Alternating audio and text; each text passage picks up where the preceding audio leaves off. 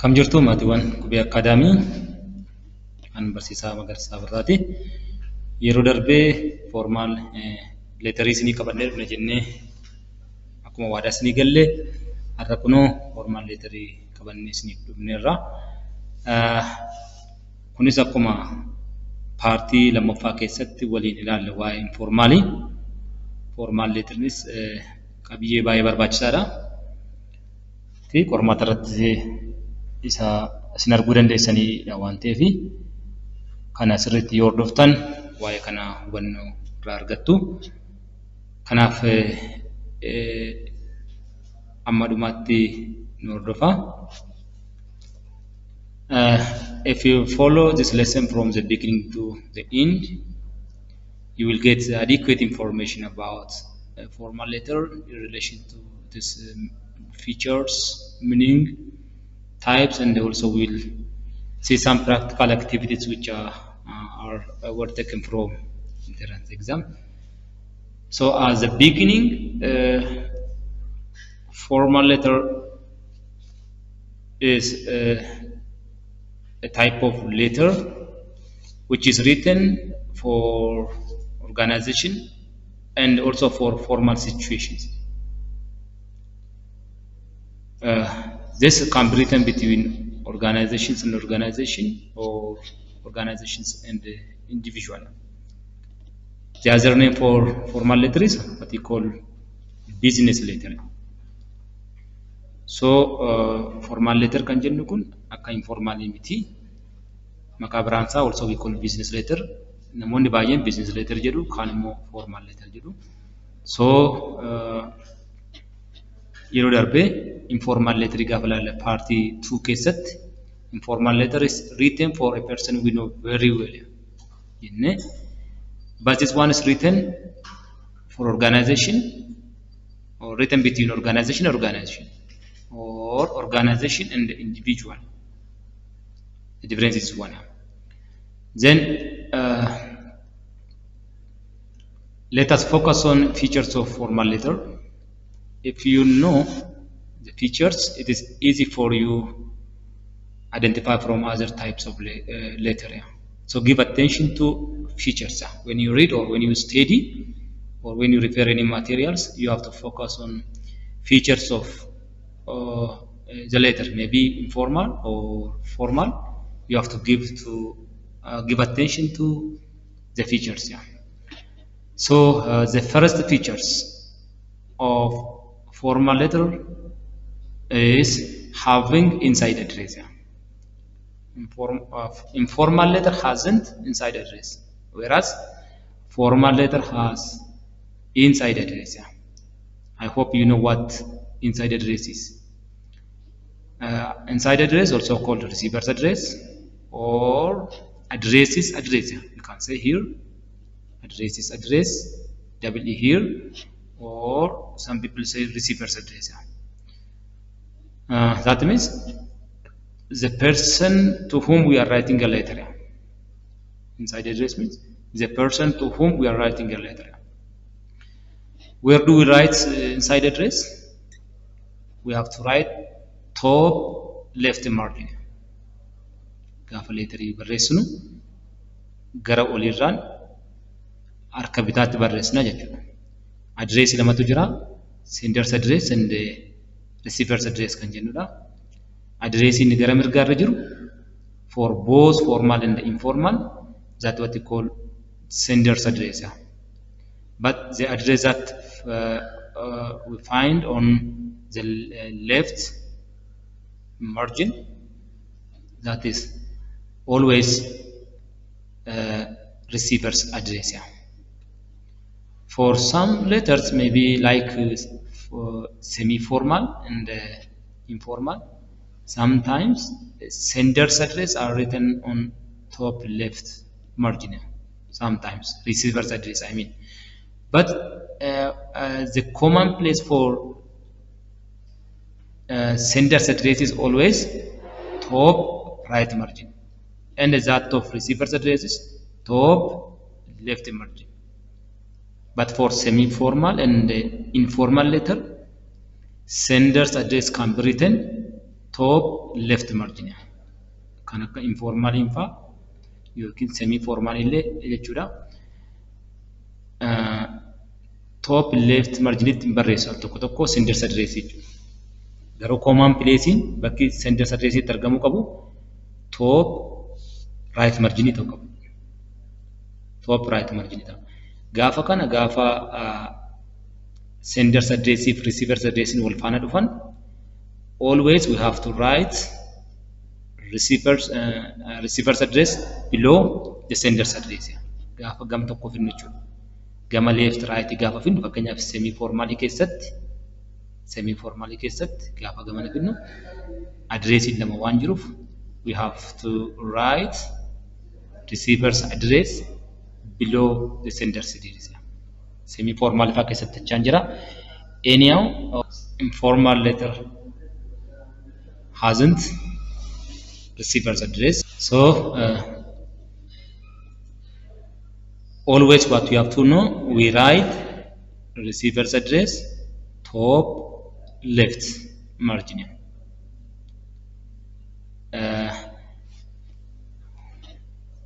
That means above opening or greeting or salutation.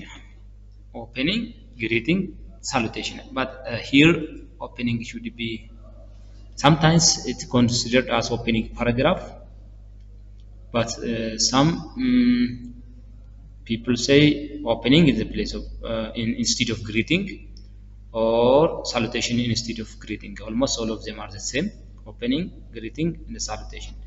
So receiver's address or inside address is written above opening, and if there is sender's address on the left margin, receiver's address should be written below the sender's address. Gaafa sender's address receiver's address wal faana gara harka bitaa dhufanii fakkeenyaaf semi formal keessatti jechuudha.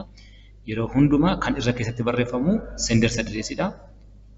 Jala isaatti kan barreeffamu receiver's address dha. Receiver's address greeting walitti barreeffama, garuu immoo sender's address walitti barreeffama jechuudha. The second features of a formal letter is formal language is used. The third one, contraction and abbreviation are not used. The fourth feature, signature is mandatory. So here, having inside address, using formal language, not using contraction and abbreviation, and having signature is a main features of formal letters. The other features of formal letter, having formal greeting style. Greeting style formality qaba. Maaliif afaan nuti fayyadamnu, language nuti fayyadamnu always it should be formal. Gaafa formal letter yaasofnu everything should be formal. So formal greeting style is used. When we say formal greeting style, mostly we use with title name. Title name is used before the receiver's name. I hope you know what title name is.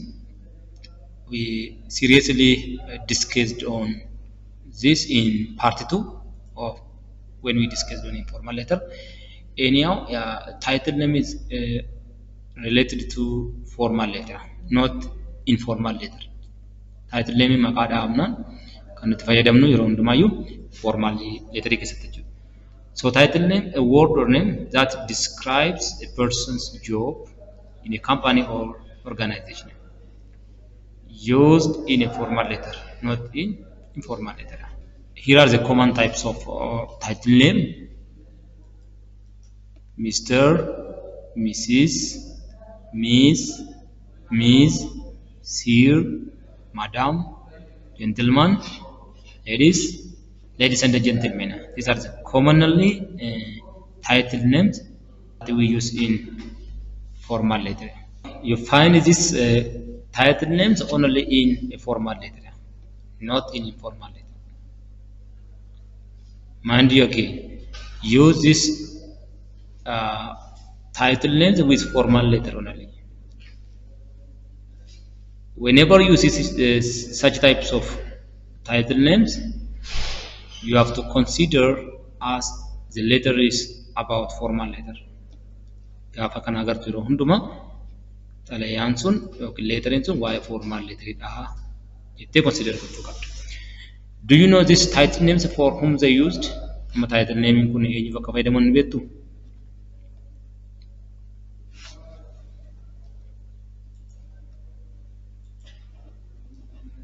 Look how greeting is written in American and in Britain. The way we use greeting style in America and in Britain is different, especially based on punctuation. In American, they begin greeting like this. Dear Mr. Green, dear Miss Green, dear Dr. Green, dear John. Have you seen it? Which one is informal type of greeting from this? Dear John is informal because there is no title name here. Title name of Brawan we directly consider this one as informal. Kanaaf amma greeting style American tan jalqaba ilaala. Dear plus title name plus here is period and then Green receiver's name, here color name. Dear Miss plus period here, Green here semicolon. Or they can use like this one. Dear John. So American greeting style use period after title name and a colon after receiver's name for formal. And for informal, they use only comma after receiver's name. If I can't find it, your formal letter barreessa jiru ta'e warra Amerikaan jechuudha. Title name fayyadamanii isa bukkee full stop kaa'u, receiver name itti barreessanii booda colon kaa'u. Gaafa informal letter barreessan immoo dhuma isaarra maal kaa'u receiver name booda comma kaa'u jechuudha. Garaagarummaan isaanii kana. The other Britain or United Kingdom, they write greeting like this. Isaanuma akkasitti barreessu. Dear Mr. Green, look the difference. Sila American, dear plus Mr. or title name plus here period. But in United Kingdom, there is no period after title name, and they use comma after receiver's name. Or Britain extra. Your bachelor table among an easy you. Comma is Paidamu is run over Britain. Look, dear Mrs. Charlton. You can fuck a number rest. You can make a number rest and do it. Garagarman Sanimani, American title name bucket as full stop cow, as a colony cow, formal enough. Informal Yotemo or American Bakakana, comma cow. Your informality.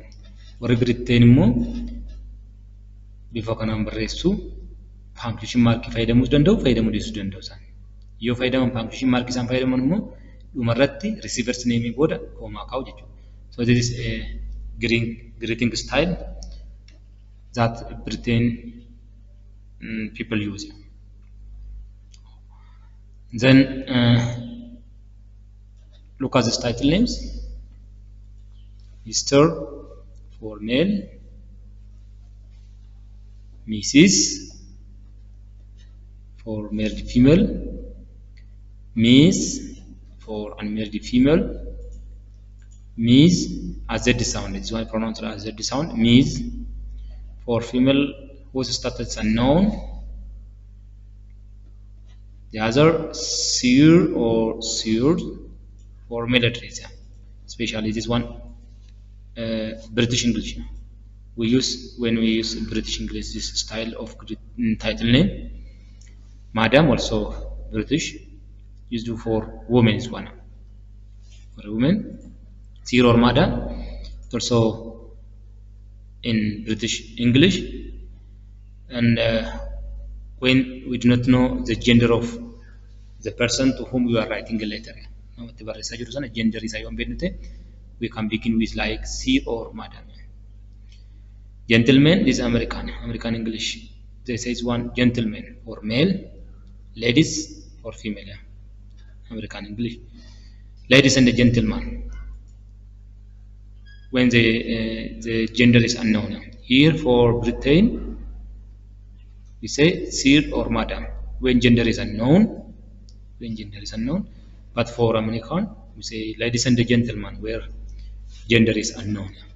So this all are what we call title names, and commonly we find before the receiver's name, especially when we write formal letter. Totally, this one is forbidden in informal letter. Look at the format of formal letter. The format of formal letter. Amma bakka kanatti maal tu barreessaa jirani bakka kanatti maal barreessitu bakka lakkoofsa lamaatti maaltu barreeffama bakka lakkoofsa sadiitti kun immoo aadha maaliif akka jedhe booda explanation keessatti argattu attention itti kenna bakka jedhetti argamtu under number 3 there is a and also number 4 here, and under number 4 there is letter B. B kana maaliif akka fayyadamneen ibsa keessatti booda argattu waan ta'eef bakka inni itti barreeffame kana laala. As lakkoofsa 5, as 6, 7, 8, as immoo leetarii caa fayyadamneerra. Kanaaf walumaa galatti utuu barreessisiin jedhamte siif kenname bakka kanatti xalayaa barreessaa jirta ta'e formal leetariidha. Bakka lakkoofsa tokkootti lamaatti maaltu barreeffama jedhetu si gaafatanii maal barreessita. So at this we have to write sender's address. Nama ergutu asitti barreeffata adreesii nama ergaa jiru. Adreesii nama ergaa jiru malee adreesii isa fudhatu miti. Here date barreessina. Date writing format different in country to country. Anyhow, whether it is American or Britain, we have to write date here when we write a formal letter, or even for informal letter we write here. The other here, number 3, we write inside address here. Inside address inside address means the receiver's address. Nama xalayaan sun ergamaa fi jiru teessoon isaa bakka kanatti barreeffama adreesiin isaa jechuudha. Gaafa barreessinu yoo maqaa nama sanaa beekna ta'e adreesii isaa gaafa barreessinu maqaadhaan jalqabuu dandeenya. Iddii maqaa keenya booda information biraatti daballee taawunii isaa yookiin kaantirii isaa galchisinnee kaa'uu dandeenya jechuudha. Bakka A kanatti maal barreessina? Kun immoo subjectii kan jedhamu. Subject anyhow it is formal, it is optional. Formal letter gaafa barreessinu subject is optional part. Optional part dha yoo Amerikaa ta'an subjectii bakka kanatti barreeffatu. Iddi receivers addressii barreessanii booda jala isaatti subjectii barreessu warra Amerikaa. This here greeting, opening, greeting or salutation plus title name plus receiver's name. Bakka kanatti jechuudha. Greeting dhaan jalqabna fakkeenyaaf dear plus title name keessa fakkeenyaaf Mr. plus receiver's name. Maqaa nama fudhatu maqaa isaa beeknoo ta'e asitti barreessina jechuudha. Dear Mr. Chala. Yoommoo asitti immoo asitti bakka maqaa isaa nama fudhatu addaatti barreessina garuu addaatti repeat gochuu hin qabnu hin dhiibne.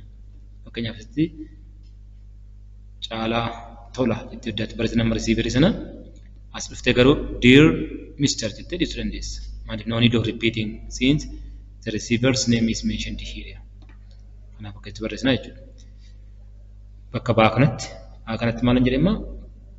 Subject barreessina. Subject is optional part in a formal letter, and American write subject under receivers address and above greeting. That means between receiver's address and greeting.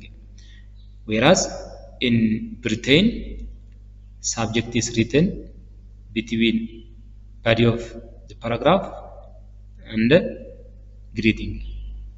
Warri Britain maal godhu qaama xalayyaa yookiin badii paartii fi greeting gidduutti barreessa jechuudha. Garaagarummaan isaanii kana. Anyhow, B stands for subject, A stands for subject. Here number 5 stands for body of the letter. The message, the main part. Why we write the letter. Number 6, here is complementary closing, or we call it validation, or some people call it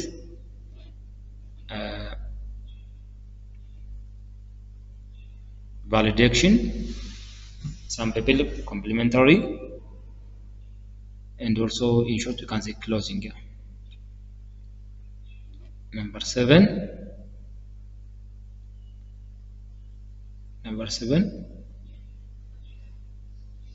signature.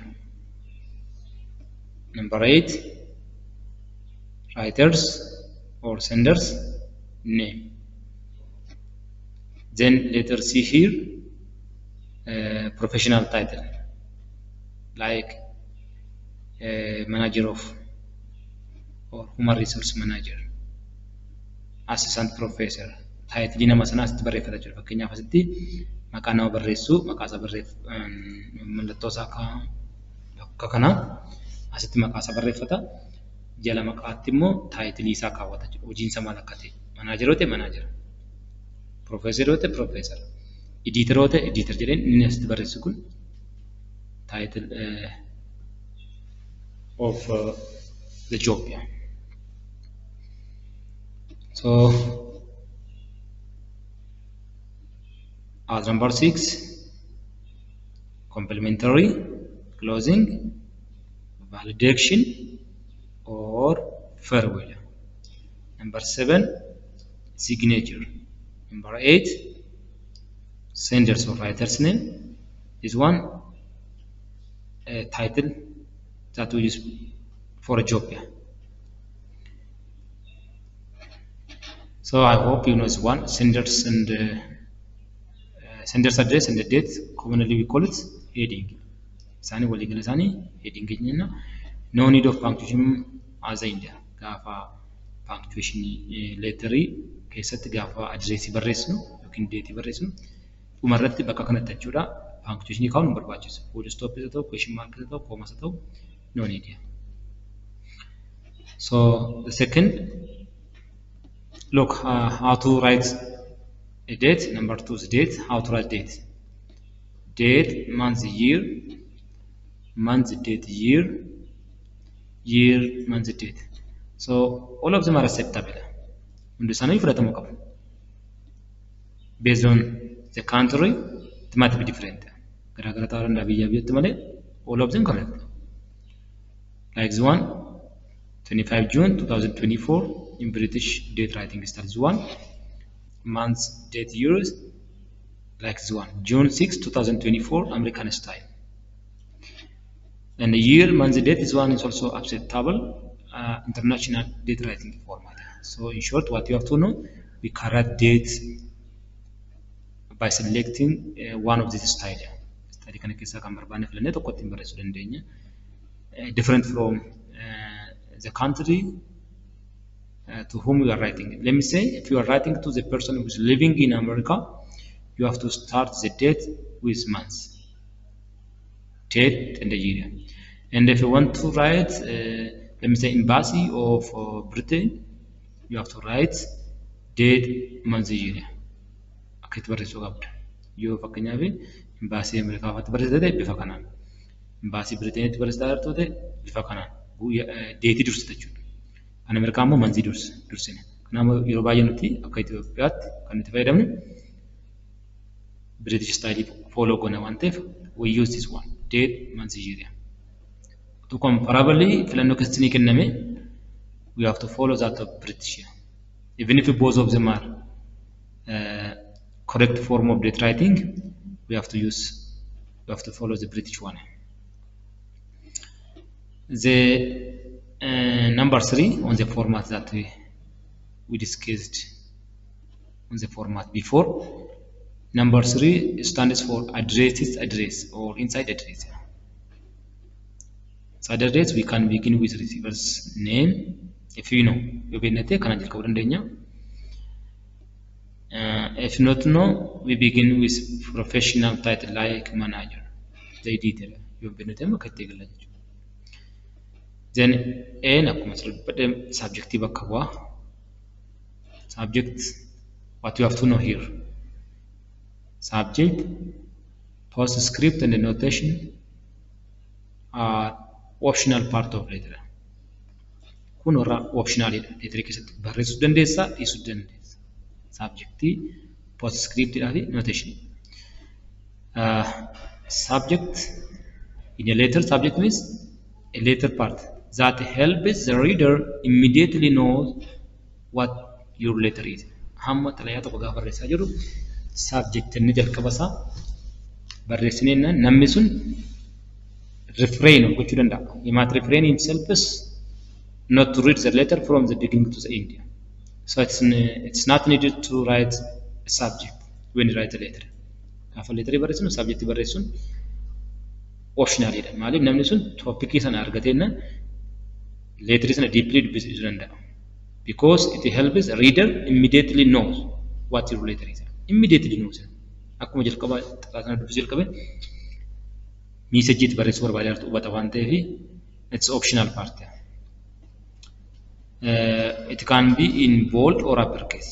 Uppercase means capital letter. Gaafa subject barreessinu yeroo baay'ee gurraachisina bold goone yookiin immoo uppercase yookiin qubee guddaan fayyadamuu dandeenya.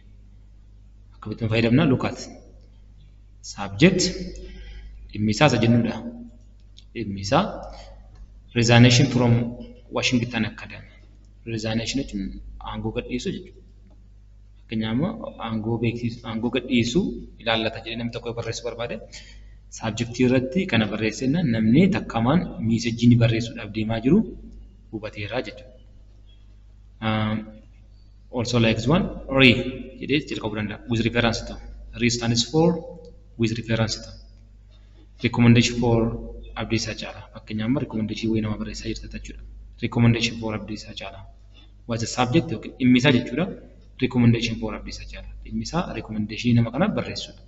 Kanaaf warri kun subject is what we call optional part. Optional part filatamaa biti barreessaa jechuudha.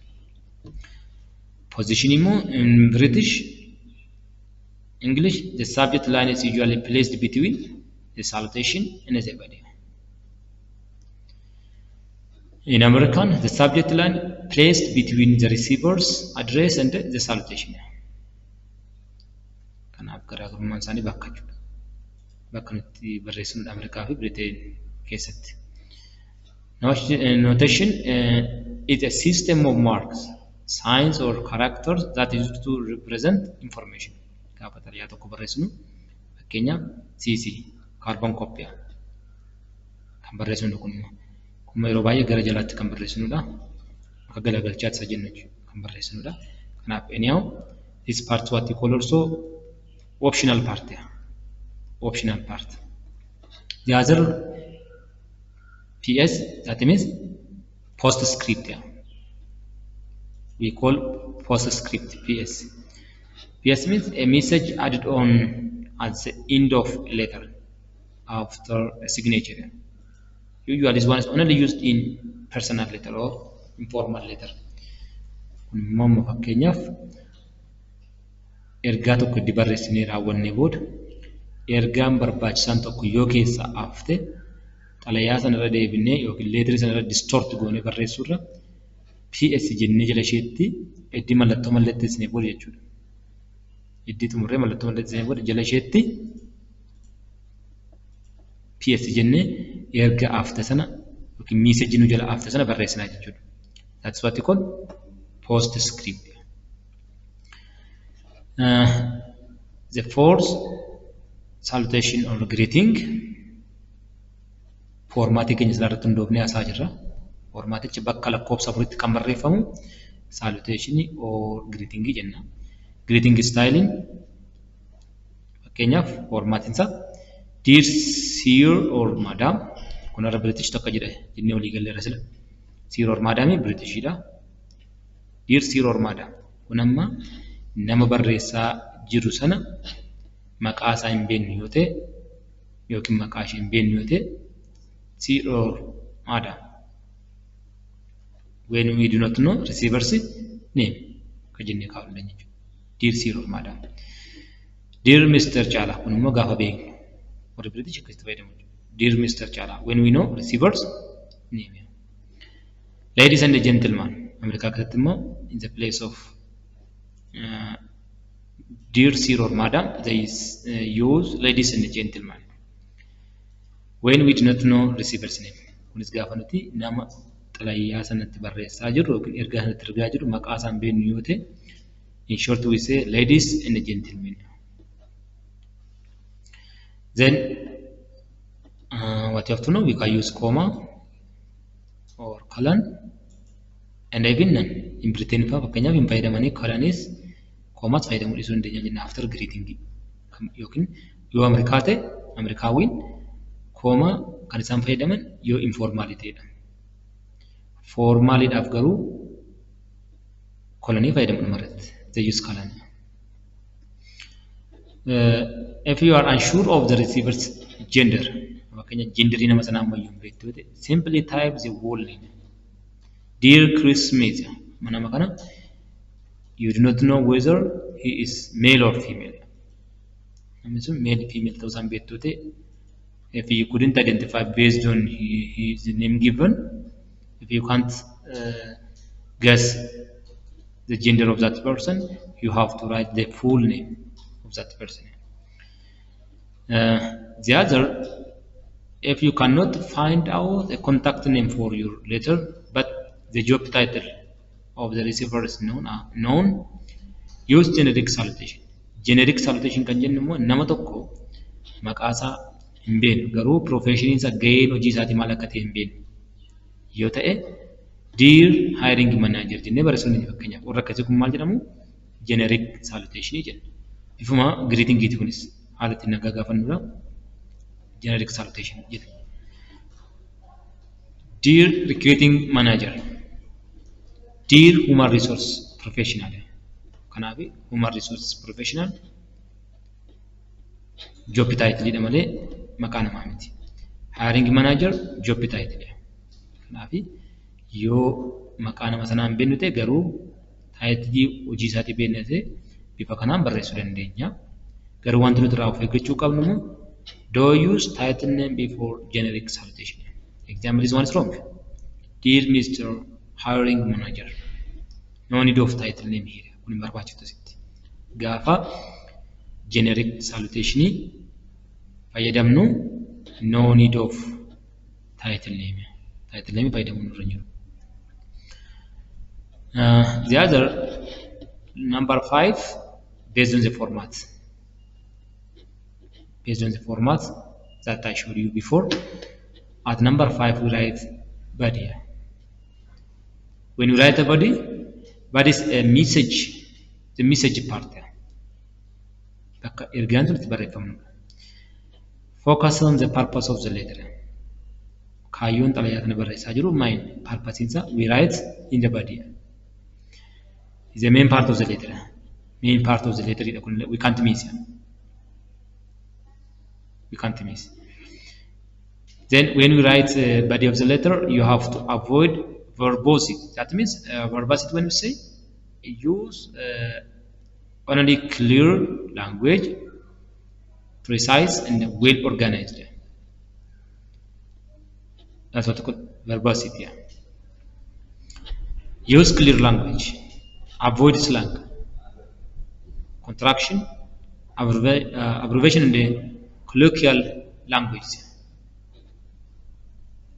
Slang fayyadamuun irra jiru, colloquial language fayyadamuun irra jiru. Colloquial language when you say the casual, informal speech that people use in everyday conversation.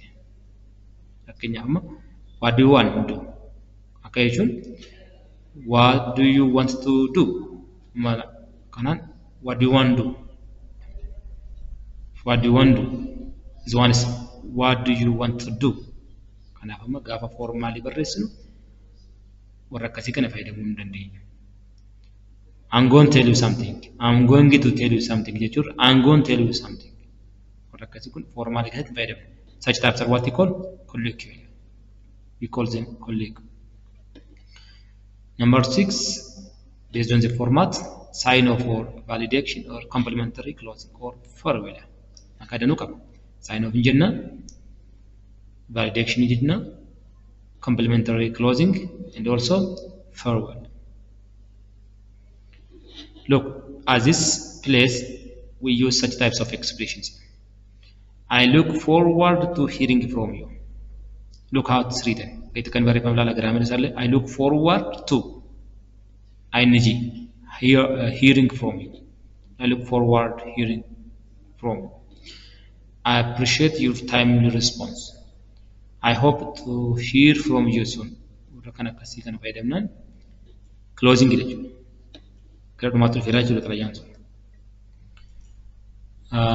Look, when you close the letter, we can use such types of expressions. Yours sincerely. This one is when we know receiver's name. Dear Mr. Chala, wajinni yookaan namata nama kaasaa beekna jechuudha. Kanaaf dhumarratti maal jennee cufuu kan xalayaa sana yours sincerely jennee cufuu kan. Yoo beekna waan ta'e maqaasaa jechuudha. Sincerely yours also possible, yeah. But based on formality, different. This one is less formal. Kun amma less formality qaba waan ta'eef bifa kanaan fayyadamu yours sincerely. Garuu sincerely yours jechuu dandeenya kun qabu formality irratti garuu dedda. Regardless kun immoo fakkeenyaaf nama istaafii tokko keessaa wajjin hojjennu yoo ta'e nama sanaaf formal letter barreessaa jirra yoo ta'e yours sincerely jechuudha regardless jennee xumuruu dandeenya. Yours faithfully kun immoo when we do not know receiver's name nama tokko xalayaa itti barreessaa jiru sana maqaa isaa hin beeknu yoo ta'e gaafa greeting barreessinu dear sir or dear madam jennaan dhumara xalayaa sana maaliin cufuu qabna yours faithfully malee yours sincerely jechuu hin dandeenya. Sincerely when we know receiver's name, faithfully when we do not know receiver's name. Faithfully yours also possible, but less formal. The other, yours truly. Used when we do not know the receiver's name. Or kun America keessatti or America yours truly instead of yours faithfully. Jarri British yours faithfully jaru, but that of America they say yours truly. So yours truly and yours faithfully the same connotations. Hiikuma tokko qabu. Garuu biyyaa biyyatti garaagara. Kanaafuu xalayaa tokko gaafa cuunnu yours faithfully kan galuu danda'u yookiin yours truly kan galuu danda'u when we do not know receiver's name. Then signature. As number 7 we write signature. Then after we sign we write our full name. Kanaaf namni tokko dura mallattoo isaa kaa'ee xalayaa formal letter keessatti mallattoo itti kaa'ee booda maqaa isaa barreessa malee maqaa barreessee mallatteessaa miti. Kanaaf number 7 irratti signature, number 8 sender's full name. Informally keessatti single name qofa barreessina, but for formal letter we use or we write full name. Then at below number 8 as the end I mean that one is clear based on the format that I showed you before. As C, Bakasin, Kuwen Sunjurtu, we write professional title like manager, editor, human resource manager, like this. Let me show you one format of formal letter.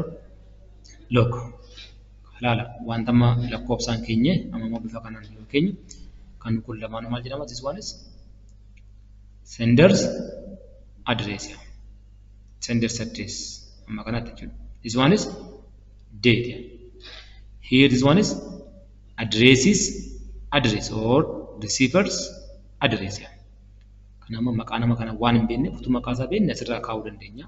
Maqaa namaa dhoofne bakka kanatti jechuudha. As garuu maqaa nama kana waan hin beekne the manager in World Castletown. So Castletown the receiver's address. receiver's address. Here subject yoo fakkeenyaaf subject barreessuu dandeenya American style asitti barreessina British dha immoo asitti barreessina subject line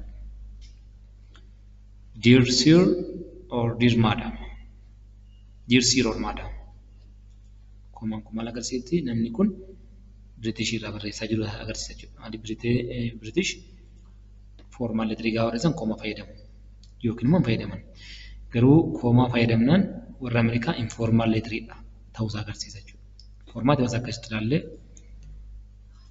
punctuation marking gunas jiraannaan American style or British style jennee murteessuu dandeenya jechuudha. I wish to apply for the position of shop assistant and advertise in Evening Herald on 25th June. Now, body of the letter. The message. Why we write the letter here? So, number 5 stands for body of the letter. The expressions that we use to close the letter. I look forward hearing from you. Why I say yours faithfully here? Because I did not know receiver's name here. Dear Sir. Dear Sir or Madam. Jenne malee utuu Dear Mr. Chala. Faatu jedhe we have to use sincerely here, not use faithfully. John Smith. No, as dhufuu qaba. Signature must be above the writer's name. So types of formal letter. The most important part also types of formal letter. Amma formal letter kana beekun baay'ee barbaachisa. Qormaata irratti kan gaafatamu irra caalaa kana. Paragraafiin tokko barreeffamee xalayaan kun yookiin formaat leeteriin kun leeterii maaliiti kan jedhuudhaaf.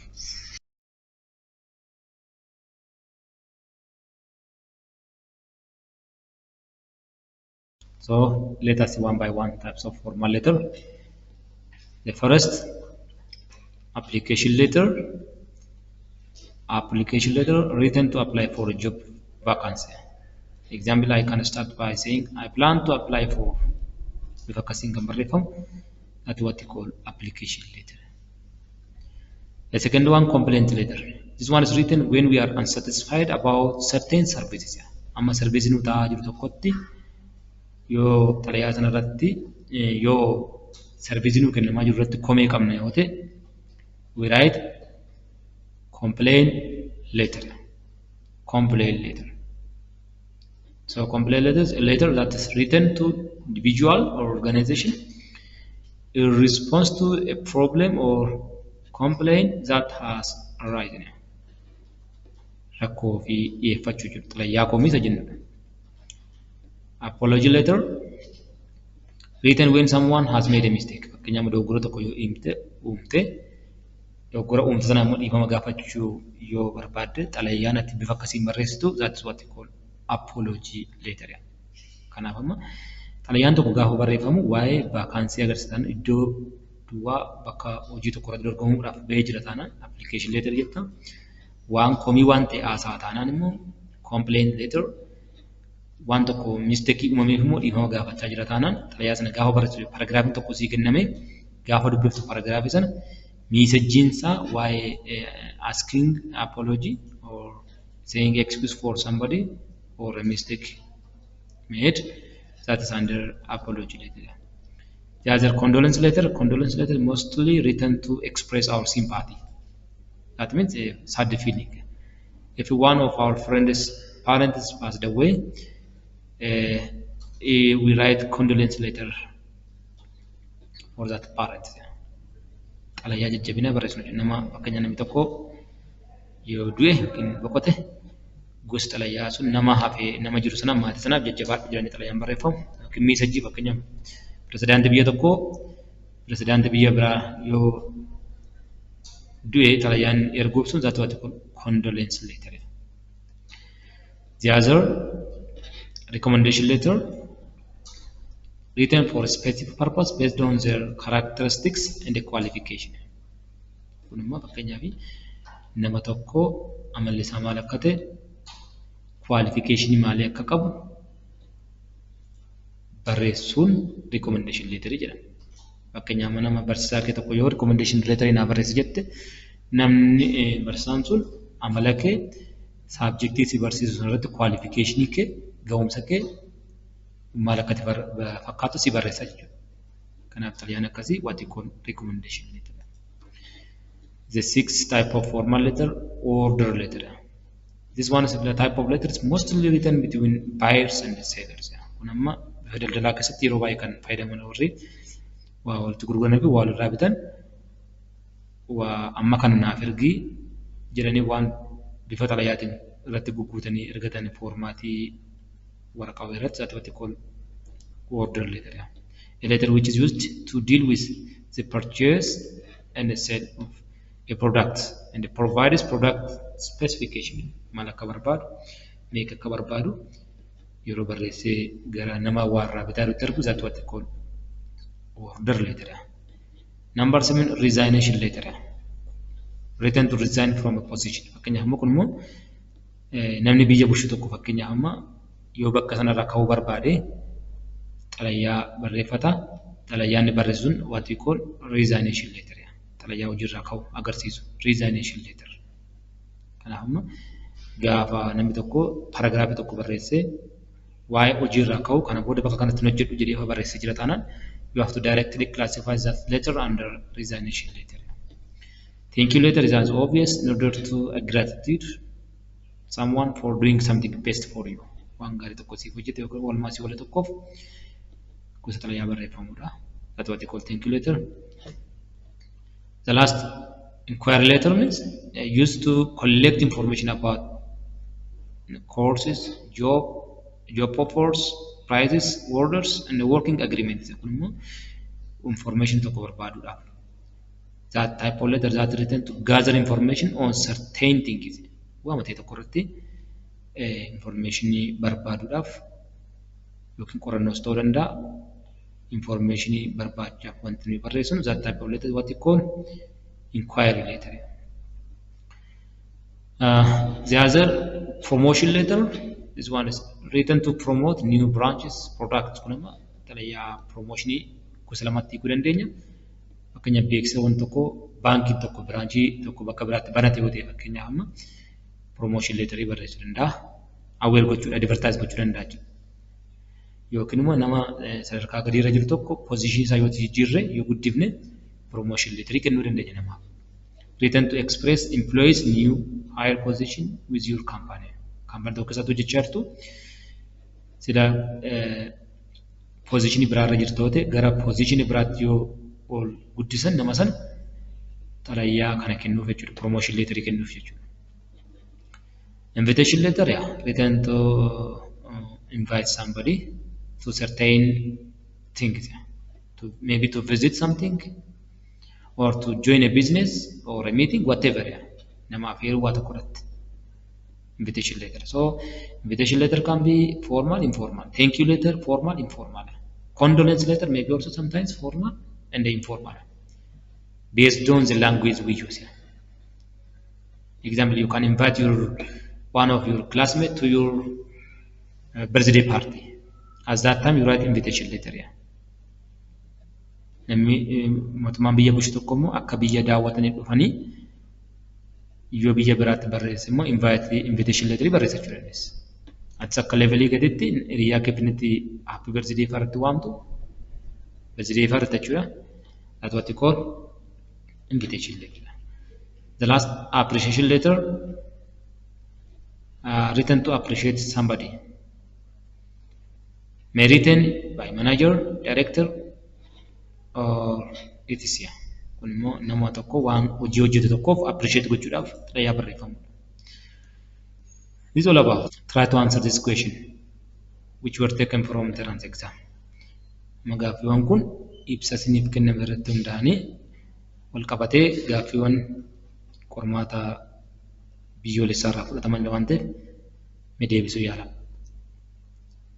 Gaaffii lakkoofsa tokko. When you write a formal letter, where would you write your address and the contact details? Kun qormaata bara 2015 irraa fudhatamedha. Akka biyya keenyaatti jechuudha 2014 yookiin 15. So where do you write your address? A. the salutation, B, the receiver's address, C, in the complementary closure, D, in the sender's address. Now your address means sender's address. So where do you write? Top right margin, and that is, if you say D, that's correct.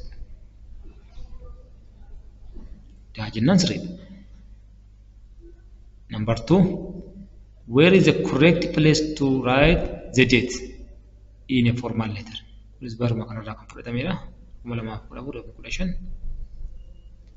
Where do we write the date? Format isa ilaalaa turre waan ta'eef ni salphata jedhee yaada. Date isatti barreessina. A, immediately after the sender's address. B, just before recipient address. C, immediately before the sender's address. D, on the same line as the sender's address. So where do you write? Immediately after sender's address. Kanaaf yoo A jettan sirriidha. Gaaffii lakkoofsa sadaffaa. Where would you write a request for an action in the format of formal letter? Format of tokko irratti agartanii gaaffii sadii kan nuti taanee dhufu kan bira tokko irratti. Kanaaf kun maal sitti agarsiisa? Leesanii kana sirriitti akka dubbiftan. File letterii xiyyeeffannootti kennitanii akka dubbiftan sin gaafata jedha. A request for an action. Requests for an action. The subject line, optional part jenne kana. The salutation, the body of the letter, the complementary closure. Complementary means farewell. Closing it means complementary closure. So if you say B, that's correct. Next question. When do you use dear, sir, or madam in the formal letter?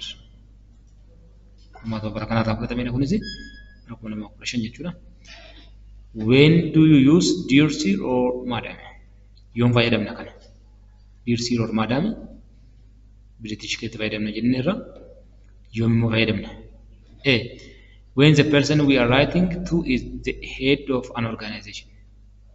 B, when we do not know the name of the person to whom we write. C, when we want to show respect to the person we are writing to. When we want to write about something that is very serious. So, dear sir or madam kan jennu, when we do not know receiver's name. So the answer for this question is B. Number 5. A letter with the opening salutation. Dear or madam, most likely in this is Medala. Maljida? Shittin isa qormaata kana addu qophiin isaa bira sin jiraata laala deemuu dandeessu. Dear or madam. Dear or madam kan jennu yoo jennee xalayaa tokko jalqabne kamiin cufna. Amma gaafa akka jira qabnu maqaa nama kanaa beekna jechuudha. No. So we have to close this letter with yours faithfully.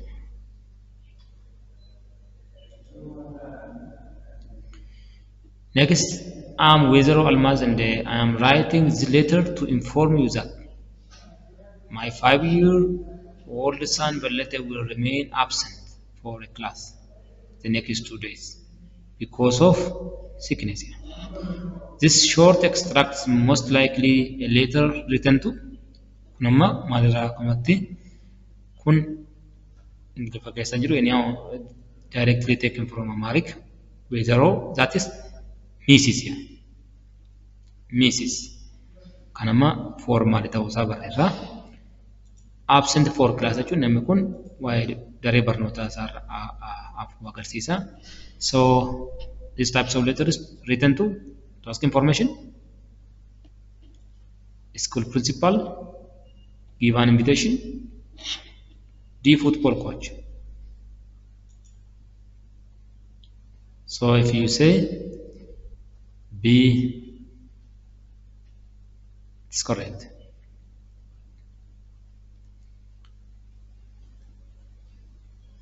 Number 7. Which one of the following is most likely an opening to your application for a job? Application for a job. That means application letter. A. Ilosir. Kan fayyadamnu as keessatti. Yeroo cuman fayyadamnu informal keessatti fayyadamna malee. Greetings. This was also used in informal. Dear Sir, this is what title name. Dear Mr. Manager. Kun immoo what we call it, generic salutation. As we discussed before, with generic salutation, what we have to save ourselves from not using it, a title name. We don't use title name with generic salutation. So the appropriate answer for this question is C.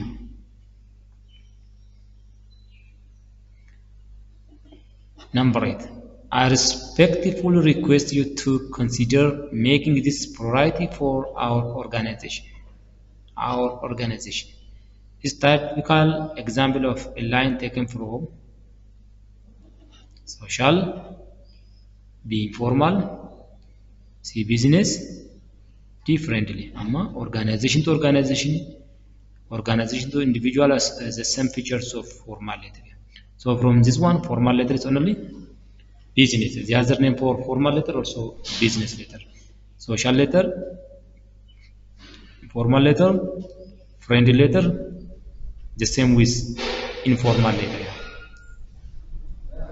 So the answer for this one is C. Number 9, the phrase I regret to inform you that. Then continue like this one. Is possibly introduction used in a letter to someone who A. should settle her or his bill. B. is advised to collect an item. C. is required to sign her or his contract. D. did not succeed in a job interview. Regret. Gabu. I regret to say this. Namni tokko fakkeenyaaf hojii tokko dorgomee vaakaansi irratti namni isa caalu argame xalayaa rejection barreeffama jechuudha. Yeroo kanaaf isin fudhannee nama qualificationidhaan sirra caalutu argame jedhanii xalayaan gosa nama barreeffamu rejection letteridha jedhu. So as one is I regret indicates as a person is not succeeded in job interview. So the answer is D. Thank you very much for your attention. One hordoftaniif galatooma. Lesson biraadhaan waa'ee essay writing wajjin walitti deebina. Kanaaf immoo kanarratti nu eegaa jecha isin waan isinirraa eegamu obboloota keessan biyyoota adda addaa keessa jiran keessattuu Oromiyaa guutuu keessa jiran akka bira ga'uuf share godhaafi yoo channelii kanaaf immoo haaraa taatan subscribe gochuu hin dagatinaa jechuudha. Kun hojii daqiiqaa sekendii isin fudhatudha waan ta'eef subscribe gochuu hin dagatinaa. Leessanicha irraa immoo hawwattanii isinitti toleete immoo jajjabina akka nu ta'uuf like godhaa. Karaa linkii isinii kennamee jirus immoo koomentii akkamitti akka fooyya'uu qabu yoo jettanis yaada keessanis kaa'uu dandeessu. Kanaaf har'aa asuma irratti dhaabnaa. Nagaatti.